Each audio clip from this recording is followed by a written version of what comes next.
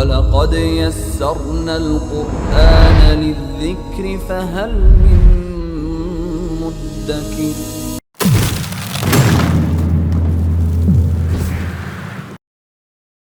88వ సూరా అల్ గాషియా. క్రమ్ముకునే ఆపద. అపార కరుణామయుడు పరమకృపాశీలుడైన అల్లాహ్ పేరుతో ప్రారంభం.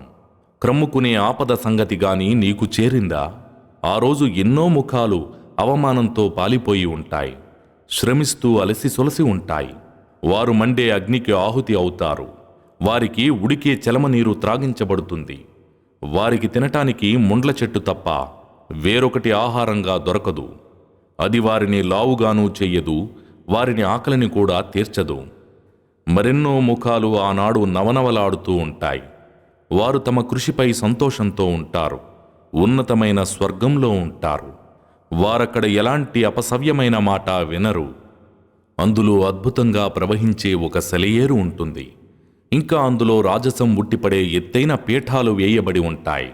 వారికెదురుగా మధుపాత్రలు పేర్చబడి ఉంటాయి. వరుసగా వేయబడిన దిండ్లు ఉంటాయి.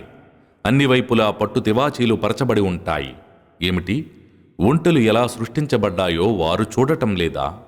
ఆకాశం ఎలా ఎత్తుగా చెయ్యబడిందో వారు గమనించటం లేదా? పర్వతాలు ఎలా పాతిపెట్టబడ్డాయో తిలకించటం లేదా? భూమి ఎలా విశాలంగా పరచబడి ఉన్నదో వారు వీక్షించటం లేదా? కనుక ఓ ప్రవక్త, నీవు మాత్రం బోధపరుస్తూ ఉండు. నీవు హితబోధ చేసేవాడివి మాత్రమే.